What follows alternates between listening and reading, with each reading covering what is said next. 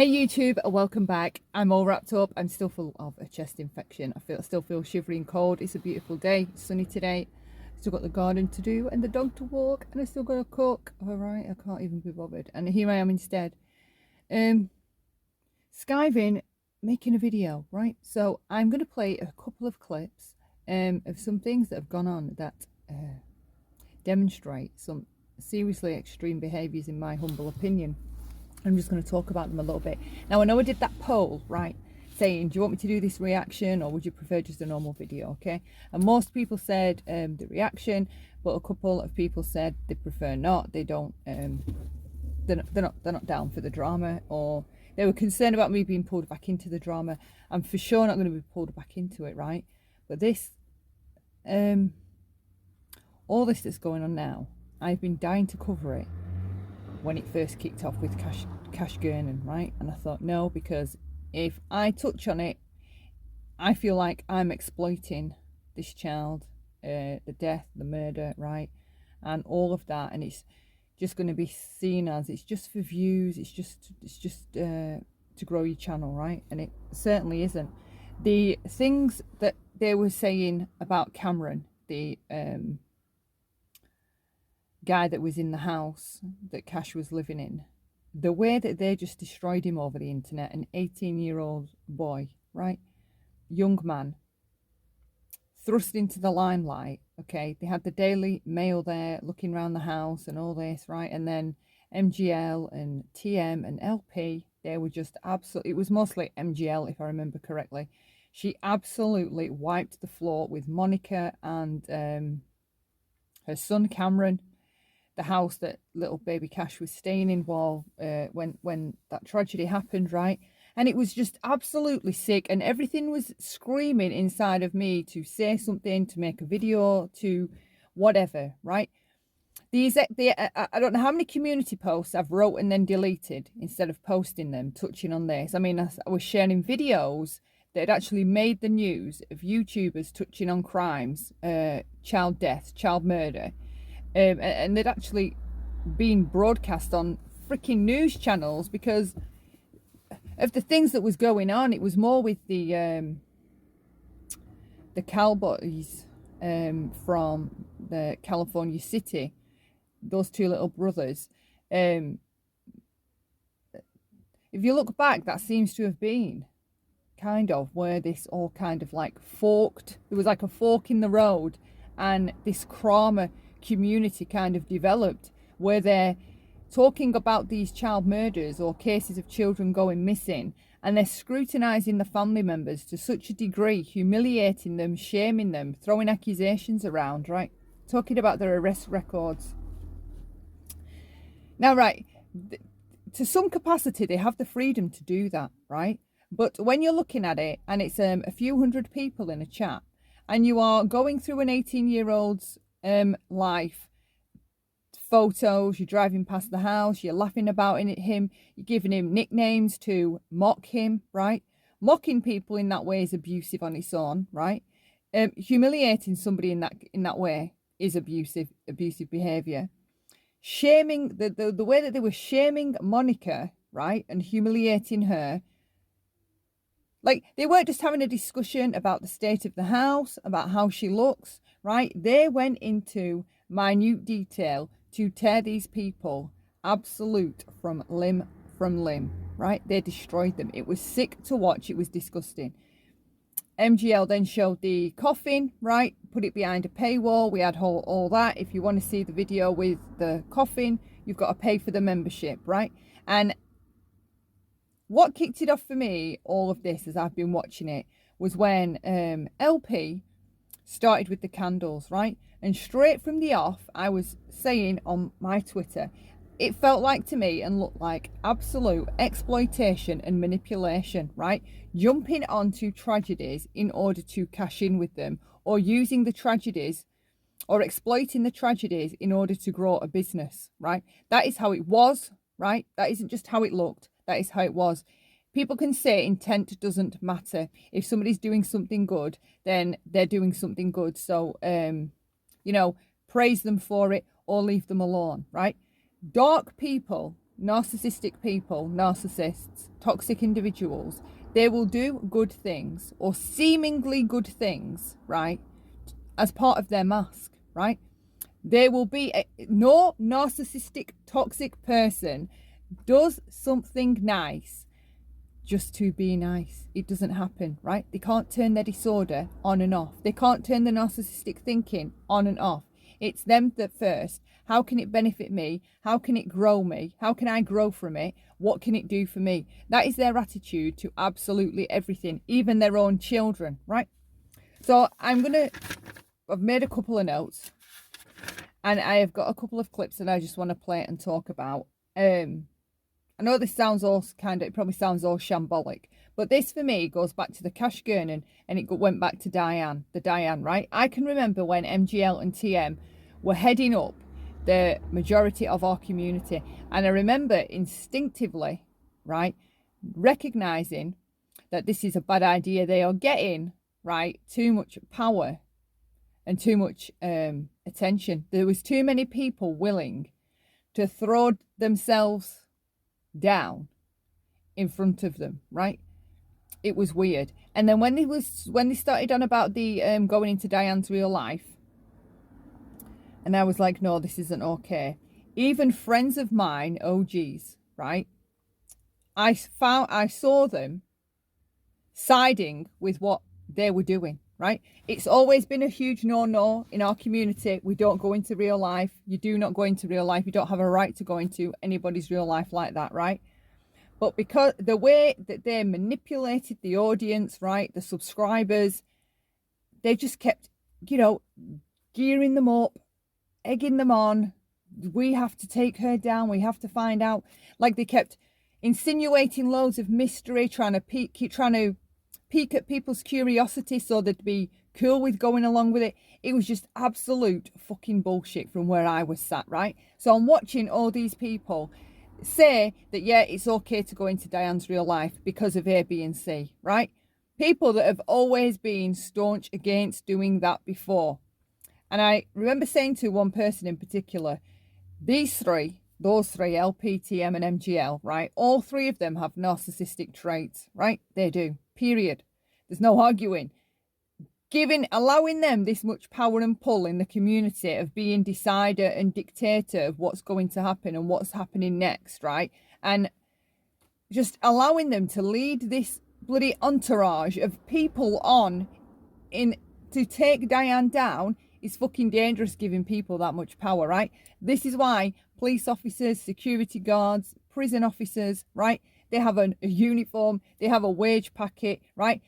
There's things in place to keep them honest, right? Not that they all are, but there's things in place to keep them honest. There's rules, there's regulations they have to abide by, right? Giving people power is fucking dangerous, especially when they're like narcissistic personalities. The wages that the police officer or the prison officer are earning, right? It keeps them. There's order, right? We have order. There's none of this just turning around on the earth and unleashing your own kinds of what you think the law is. You don't get to do that, right? There's boundaries. Narcissistic people do not tolerate boundaries. They impede them. They smash them to pieces. They don't give a shit about freaking boundaries, right? And that's exactly what they did with the Diane thing. They smashed through any boundaries and encouraged and manipulated the people, all in uproar, all of us, right? I was there, into going along with it and why it is okay to do it, okay? And then from there, right, from this pyramid of power that they erected, all three of them together, they knew what they'd done. They could see what they'd done. They'd managed to get all these people on their team, right? Cheering for them, jeering them on, and thinking that they were brilliant people because they'd smashed into this huge story of Diane being a scammer for the whole time, right? They had everybody's glory and praise. Everyone's cheering them on and thinking they're amazing. The chats were full of people, huge. There's loads of people watching and listening. They were getting super chatted, people joining memberships and shit, right? They got a lot of attention from that. And from there, right, that is the point of which shit seriously went south, right? You'll notice with narcissistic people, the longer that they're on social media, the more arguments and fuckery and drama they'll be involved in, right? And I can remember once saying, how is it the longer you've been on? I remember saying it about Diane, right? Because Diane used to say, I've been on here for 4 years, right? And I remember saying, how is it then if you've been on here for 4 years? Because you would think you'd get used to the criticism, yeah? Because when you first join YouTube or you start a channel, you do get criticism and people saying, trolls coming and shit like that, right? So you kind of adjust, right? You adjust mentally your reactions, your emotions, and how you're going to respond to those types of situations, right? You think it through, okay? Diane got more and more sensitive, okay? It was to the point where she would be watching absolutely every chat, lurking in case her name was mentioned. And if her name was mentioned, she would be firing up a live at 3 a.m. Now, that is someone with a very sensitive ego. It's not somebody that's an empath, right? And really in touch with their feelings and hurting. But that's what these narcissistic type people want to have you believe, though. That it's because they're empaths and they're just so full of emotion and just so sensitive. They can't help it, right? It hurts them when people say things about them, right? Get some coping skills. Learn how to handle it better. So over the period of time, Diane got more and more sensitive, right? And it's because as time goes on, the mask slips, right? The narcissism that they're hiding at the beginning when they're pretending to be charming, friendly, and also lovely, right? It slips over a period of time and the narcissism comes out. The narcissism doesn't like criticism. They are hypersensitive to any kind of criticism, right? That's one huge red flag of knowing whether you're dealing with a narcissistic type person, how touchy they are, how sensitive they are, how they react to things, right? Watch Laura freak out anytime someone comes in a chat, the way she listen to her tone. Listen to people's tone. She is aggressive, right? Very reactionary. She lights up like a bloody Christmas tree, okay? It's those types of things that you're witnessing, the red flags. It's not just a person that's had enough, that's getting a really bad run of things and, you know, things aren't fair. They're being treated poorly or they're being bullied. Narcissistic people are hypersensitive to criticism. They don't handle it well. And you'll notice when Negs or Burnt Toast or any of these other channels, Alicia or any of them, right? When any of these people call her out and they do it, they articulate themselves beautifully, right? And they lay out A, B, and C, okay? And how does Laura fire back? She goes for looks, right? She dehumanizes people. You know, they're worthless, so you're not even worth it. You're not even relevant, right? Dehumanizes people. She attacks their lifestyle. She'll make a guess or something about the lifestyle and how ridiculous they are, right? She'll make personal digs about anything. You think you're so clever, you're a fucking idiot, right? All this kind of stuff. She will never address what the points were of the criticism that these people make. I don't understand how people aren't seeing these types of behaviours. It's so narcissistic and it's right there in front of your face. Hypersensitive to criticism, right? Reactionary and aggressive. Listen to her when she's talking. All the times when she's mentioning her children, right? Narcissistic mothers are a delight, right? Their children are extensions of them. They are constantly exploiting and pushing their children in front of them in some way, always. There's always a reason to mention them, right? You know why? Empathy. Narcissistic people are always about pulling tricks to work on your empathy all the time, right? You've really got to think about the conversations that you're having. When someone's saying to you, oh, this happened to me, right? What are they wanting for you? Are they wanting your empathy, right? For you to say, oh my God, that's so bad, right? There's a pattern and a reason people keep using, that she, let's just speak about her directly. There's a reason and a pattern LP always uses or always mentions certain things, right? And it's because it benefits her in some way. Listen to how she lays stuff out. She isn't just telling you moments of her life. She is constantly manipulating, right? And she even uses her children to do it. This latest CPS call, right? A normal healthy person would probably shit themselves, right?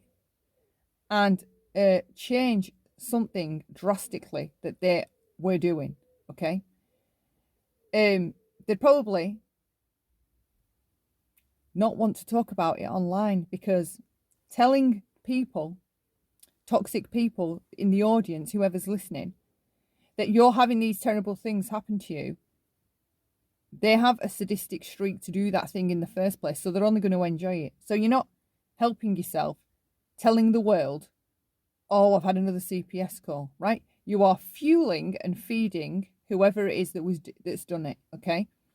Now, there's talk that she may have done it herself to set it up for herself. I happen to agree with that theory. There's several theories floating around.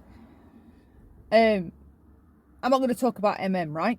But there was this situation with her, and she's gone dark, right? And the things I have caught her saying recently about this CPS call with her ex-friend, it's almost like she was looking for an alibi, and then all of a sudden, right, bingo, she wakes up and tells everybody the CPS have been here. And then last night, she was saying that people are contacting one of her kids' fathers and trying to tell him all kinds of shit that she's doing online, right? But it's almost like she needs all this bad stuff to happen to give herself an alibi so that she can say, how can I have done it to her because they're doing it to me too, right? So I'm not 100% even sure that the call and that the contacting her ex-husband is even real, all right? Narcissistic people, wherever it is they want you to look, wherever it is they're directing you to look, you always need to look in the opposite place, right? Where are they directing you away from? That's how narcissists are. The opposite of what they say is the truth. If they're telling you they're not doing something, they are, right? This is just how they are. That's how they're built. They're a weaponry. They're a self-defense weaponry system, right? Anytime anything comes off other people, anything anybody says that might be a criticism, a slight, right? They are ready with a defense system to bat everything away and have themselves remain to be seen as perfect. And that's exactly what she does when she sits on a channel. Any incoming insults, assaults, right? She's straight there firing them away with the aggression, right, of a fucking lion that's not eaten in a year. I'm not even joking. Right, I'm going to pull this first clip up, one sec.